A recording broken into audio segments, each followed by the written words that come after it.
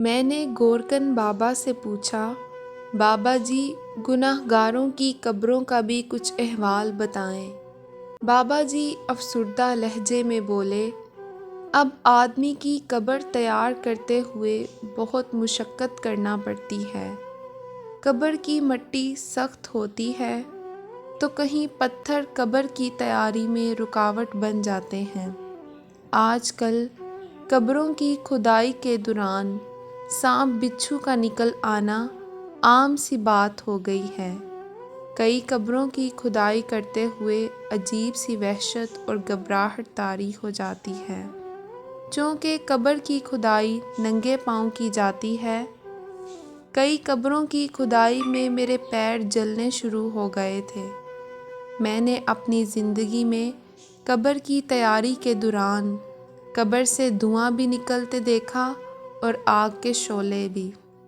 کئی قبروں میں تدفین کے بعد قبروں پر رات کو آگ جلتی بھی دیکھی ہے اور کچھ قبروں سے چیخو پکار بھی سن چکا ہوں۔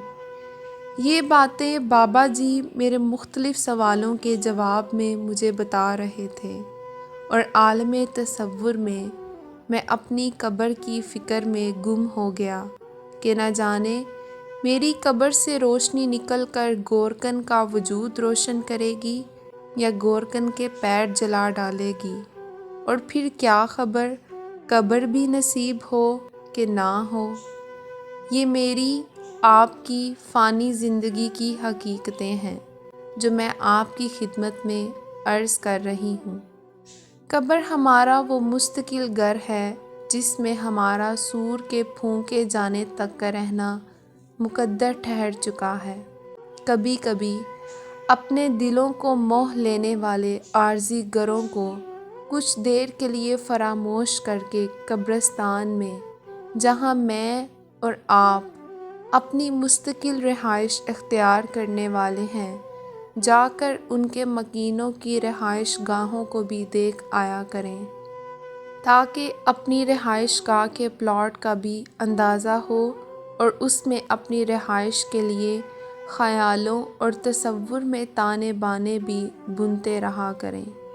قبرستان دنیا کی واحد انٹرنیشنل ہاؤسنگ سوسائٹی ہے جس میں آپ کو 2 گز کا پلاٹ بغیر ترقیاتی کاموں کے ملتا ہے، جہاں ہر فرد کو اپنے پلاٹ میں روشنی، کشادگی، خوشگوار ہواؤں اور باغات وغیرہ کا انتظام پہلے سے خود کر کے آنا پڑتا ہے۔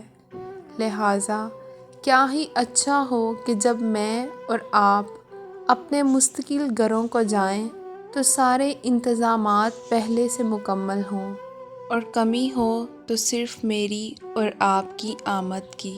اللہ تعالیٰ ہم سب کی اس آنے والی منزل کو آسان بنائے، آمین۔